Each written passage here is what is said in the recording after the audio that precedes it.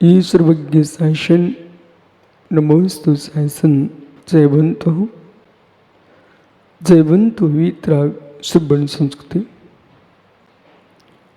भगवत अरहत परमेश्वर तीर्थंकर दिनेश्वर देव ने विश्व वसुंधरा को सत्या तत्व का बोध प्रदान किया है। वस्तु के वस्तुत्व को पृथ्वी के हर एक मानव को सिखा दिया। चाहे जीव तत्वबोध जाने न जाने, लेकिन वस्तु व्यवस्था अनेकांश सापेक्षी है। बिना स्यादबाद की शरण को प्राप्त किए विसंवाद दूर नहीं हो सकता। बिना स्यादबाद की शरण को प्राप्त किए तत्व का बोध नहीं हो सकता।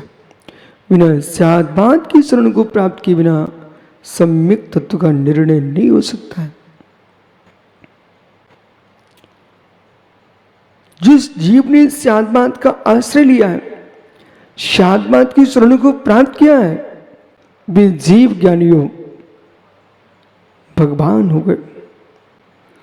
जिन्होंने स्यादबाद शासन से विद्वेष किया है, वे इस लोक में तत्व निर्णय शून्य और परलोक में दुर्गति के पात्र हुए। जगत के संपूर्ण विसंवादों को विराम कराने वाली विद्या का नाम स्यादबाद है।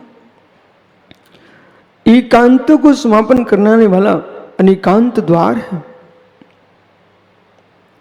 अनेकांत द्वार है। जैसे ज्ञानियों द्वार तुम्हारे पास होगा, भवन कितना ही विशाल हो, परंतु जब तक द्वार नहीं होगा भवन में प्रवेश नहीं हो सकता है। आपके भवन में कितने बहुमूल्य रत्न हैं, बहुमूल्य सामग्रियां हैं, उन सामग्रियों के पास पहुंचने के लिए आपको द्वार तो खोजना पड़ेगा। इसी प्रकार से तत्व मीमांसा के लिए, तत्व निर्णय के लिए जनागम में अनुयोग द्वार की व्याख्या है। अनुयोग द्वार, ये अनुयोग जो है द्वार है। प्रथमानुयोग, करणानुयोग, शरणानुयोग, करणानुयोग, द्रव्यानुयोग, ये चारों के चारों अनुयोग जो है श्री धवला जी में अनुयोग द्वार की व्याख्या है। ये द्वार है, द्वार दरवाजे। जैसे गेट में प्रवेश करने पर, द्वार में प्रवेश करने पर, दरवाजे में प्रवेश करने पर अंदर आपको बहुमूल्य द्रव्य मिलता है, ऐसे ही मुमुक्षु चार अनुयोगों के पास तुम पहुंच करके, इन अनुयोग द्वारों के पास पहुंच करके जब आगम में प्रवेश करोगे तो आपको अनंतानंत जगत के 6 द्रव्य अवश्य, वे 6 द्रव्य जो है एक एक द्रव्य अपने आप में अनंत अनंत है। समझने का प्रयास करो मैं क्या बोल रहा हूं। एक एक द्रव्य अनंत अनंत है। पंडित जी साहब देव कुमार जी, धर्म द्रव्य एक है, अधर्म द्रव्य एक है, आकाश एक है, काल असंख्यात है, कालानु, पुद्गल अनंत है, अनंत अनंत है, जीव अनंत अनंत है। लेकिन मैं ये कह रहा हूं इन अनंतों में जो है, जो एक एक द्रव्य हैं वे भी अनंत हैं। जो एक एक द्रव्य हैं वो भी अनंत हैं, और एक जीव द्रव्य है वो भी अनंत है, एक परमाणु है वो भी अनंत है। विराजो, अब समझो अनंत कैसे। एक पेंसिल है, बराबर, एक आपको एक दिख रही है। ये एक पेंसिल है, ये कितने रूप प्रमन कर सकती है। एक पेंसिल है, एक पुद्गल पिंड है, तो एक पुद्गल जो है, ये एक पुद्गल इसमें कितनी पर्याय हो सकती है। कितना पड़मन हो सकता है? अनंत अनंत पर्याय हो सकती है। बराबर। चलिए, क्या नहीं, एक बालक है कि वो एक जीव है, एक बालक है, एक जीव है। तो जो एक जीव है वो कितनी पर्यायों में जा सकता है? एक जीव है, आप एक बालक हो, एक युवा हो। मित्र, आप कितने शरीरों को प्राप्त कर चुके हो? कितने शरीर जीव प्राप्त कर सकता है? कितनी पर्यायों को जीव ने प्राप्त किया है? कितनी और पर्याय प्राप्त कर सकता है? जो पर्याय है, जो पर्याय है, वो भी पर्याय दृष्टि से भाव है। आप जीव ध्रुव हो, आप लोग देखो, सभी एक युवा है, एक जीव है। इस जीव के आप बता सकते हो जीव ने कितनी पर्यायों को छोड़ा है आज तक? कितनी पर्यायों को स्वीकार करेगा ये जीव? एक ही जीव अनंत पर्यायों का पिंड होता है, एक ही द्रव्य अनंत पर्यायों का पिंड होता है। इस दृष्टि से धर्म ध्रुव में भी जो प्रणमन चल रहा है अर्थ पर्याय का, वो अनंत भूत होगा। अधर्म ध्रुव में अनंत भूत होगा, आकाश में अनंत भूत होगा, यानी कालाणुओं में, पुद्गलों में, जीव में अनंत रूप प्रणमन चल रहा है। अब प्रश्न है, जो अनंत रूप प्रणमन चल रहा है उसे हम कितना देख पाते हैं? उसे हम कितना देख पाते हैं? अहो मेरे देश के ज्ञानियों, मत भरो दम्भ, हम बहुत जानते हैं। अहो मेरे देश के विद्वानों, मत भरो दम्भ, हम बहुत जानते हैं। तुम बहुत क्या जान पाओगे? तुम अपनी ही पर्यायों को नहीं जानते हो।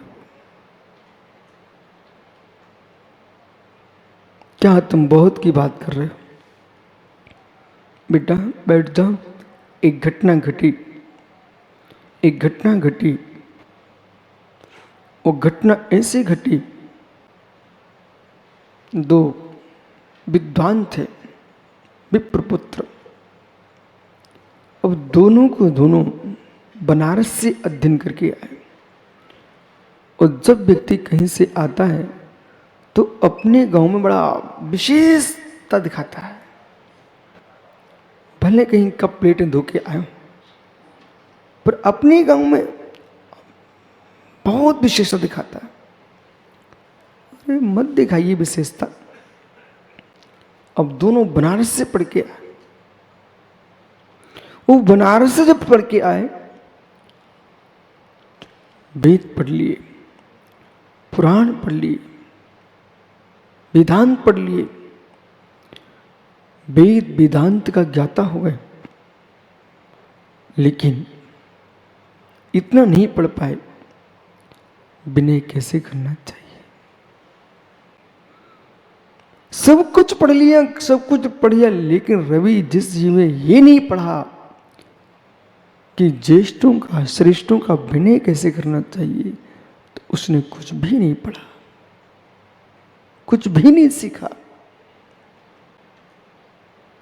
जो गुरुओं पर भी अपना गुरुत्व दिखाने की चेष्टा करें और 4 दिन की चांदनी को देख करके मित्र अहंकार में डूबने लग जाए, कभी भी सोनू ये मत सोच बैठना कि मैं पिताजी से बड़ा हो चुका हूं। कभी मत सोचना, कभी मत सोचना। व्यक्ति वो ज्ञान किस बात का, वो विभूति किस बात की, जो अहंकार के शिखर पर खड़ी करते। लोग यही सोचते हैं मैंने बहुत कुछ पा लिया है।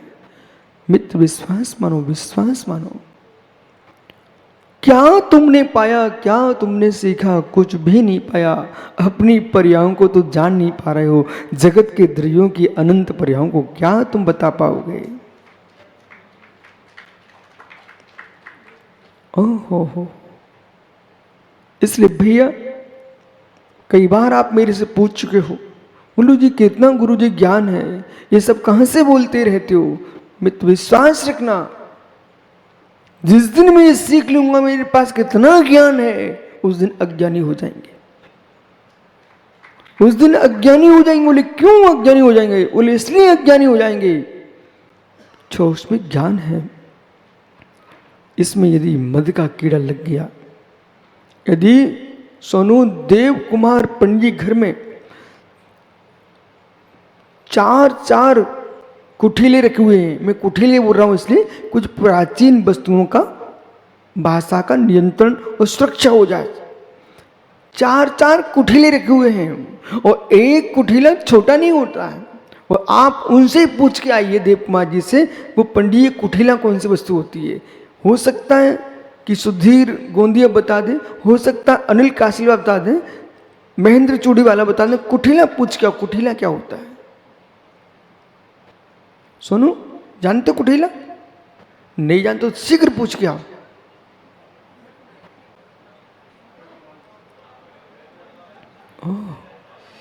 कुठीला जानते हो? महेंद्र से पूछो। महेंद्र भी नहीं जानते, सुधीर से पूछो गोंदिया से। क्या बताया? उनको भी मालूम नहीं तो क्या बोले? कुठीला क्या होता? बिल्कुल ठीक बता रहे हो मित्र। वो सुरेश चूड़ी वाला आखिर में है तो फिरोजाबाद का, उनको सही बता रहे हैं। देखो सुनो, कुठीला जो होता है वो मिट्टी का होता है। वो काली मिट्टी से ये माता बहनें भी बना लेती हैं और कोई कारीगर से बनवा लो, और ऐसा बनता गोल गोल गोल गोल गोल गोल और बहुत ऊंचा बनता है। मतलब यही है कि तुम्हारी छत थोड़ी दूर रह जाए ऐसा।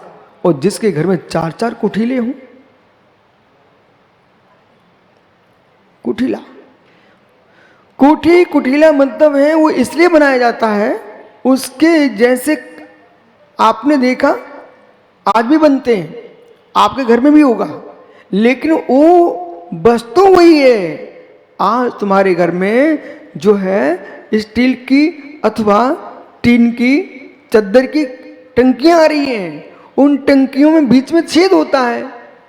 बराबर क्यों होता है? उसमें सामान भर दिए, गेहूं भर दिए, धान्य भर दिए, और धान्य भरने के उपरांत धीरे से निकालना है। गेट ऊपर का नहीं खोलना, हवा नहीं जाना चाहिए, तो तुमने नीचे का छेद खोद करके उससे निकाल लिया। अब तो समझ में आया कुठीला। जो चद्दर की पेट टंकियां तुम्हारे घर में रखी हुई है, वे टंकियां आज देखो जो भी नया बन रहा है, जो मिट्टी से बनता तुमने टीन से बना दिया है, चद्दर से बना दिया, लेकिन वस्तु तो वही है। अब सुनिए बैराजो ज्ञानी हो, सोनू तेरे उनके घर में 4 कुठीले। अब 4 कुठीले मालूम इतने ऊंचे ऊंचे चौड़े लंबे हैं, उनमें कई बोरे गेहूं भर जाते हैं। अब सोनू मुस्कुरा रहा है कि मेरे घर में 4 कुठीले, बोले कितनी कोरे ना हो जाए, कितनी रोग मारी फैल जाए, मेरे घर में तो 4 कुठीले बिल्कुल पैक। 4 कुठीले के अहम में डूबा भाई। यदि उन कुठूलों में धान भरा हुआ है, उन बड़ी बड़ी टंकियों में धान भरा हुआ है, और आपको आकर बताऊं कुठीले का, आप रायपुर से भिलाई जाओ, और रायपुर से भिलाई के बीच में जो तेल के टैंक बने हुए ना, रायपुर से भिलाई के बीच में जो तेल के टैंक रखे हुए कि नहीं रखे हुए, बस वही कुठीला है। वही कुठीला है। आपके मोटे मोटे धातु के बने रखे हुए हैं, वे मिट्टी के बना के उसमें धान्य भरते हैं। अब आपसे प्रश्न है, कोई व्यक्ति उन भिलाई के बीच के टैंकों का जो स्वामी है वो बहुत अहम में डूब जाए कि मेरे पास ने टैंक है, मुझे कोई टेंशन ही नहीं, इतना तेल हमारे यहाँ है। एक पुरुष कुठीला वाला अहंकार में डूबा है सोनू भाई, और वो तेल वाले डूबे, मेरे पास तेल है। ज्ञानी, यदि उसमें तुमने नीम की पत्ती डाल के रखा है और गेहूं भर दिए हैं, तब तो आप अहंकार कर लेना। लेकिन यदि उसमें कीड़े लग गए और जैसा गेहूं का आकार होता है, जैसा गेहूं का रंग होता है, ज्यों कि तुम उसी रंग के कीड़े कुठीले में लग जाते हैं। एक काड़ी माचिस की किसी ने लगा दी, कहां पर? एक भिलाई के बीच में, रायपुर के बीच में तेल के टैंक रखे हुए हैं, एक काड़ी लग गई मित्र, तेल का अहंकार का क्या होगा? धुआं हो जाएगा। ऐसे सोनू वे 4-4 कुठीले में गेहूं भरे हुए थे, मित्र यदि कीड़े लग गए तो फिर उन कुठीलों का क्या होगा? आपको दिखता था गेहूं भरे रखे हैं, जब तुम खोलोगे, चाहे ऊपर से चाहे नीचे बीच से, लेकिन निकलेगी धुआं। अर्ध आटे के रूप में धुआं जैसे बाष्प निकलेगी। बस बस बस, ध्यान दो मैं क्या बोल रहा हूं। 4 कुठीले रखे हुए थे, जब खोला तो वहां धुआं निकल गया, बाष्पित हो गया। मित्र, ऐसे 4 अनुयोगों के कुठीले तुम रख आए थे, 4 अनुयोगों का कुठीला भर के लाए थे। बोले मैं बहुत ज्ञानी, बहुत ज्ञानी, बहुत ज्ञानी हूं। ओहो बहुत ज्ञानी, जैसे कुठीले में धान में कीड़े लग जाएं, ऐसे जिसके ज्ञान में मद का कीड़े लग गए हैं, उनका पूरा ज्ञान जो है धुआं हो चुका है, कुछ भी नहीं बचा। यानी जिसके अंदर विनय की पत्ती नहीं है, जिसके अंदर विनय की नीम की पत्ती नहीं डाली, गेहूं भरने वाले उसमें पहले नीम की पत्ती छोड़ देते हैं जिससे कि कीड़े न लग पाए। ऐसे जिन जिन जीवों को ज्ञान प्राप्त करना हो, उन सबको सबसे पहले अपने अंदर विनय की पत्ती डाल देना चाहिए, जिसे अहंकार के कीड़े ना लग पाए।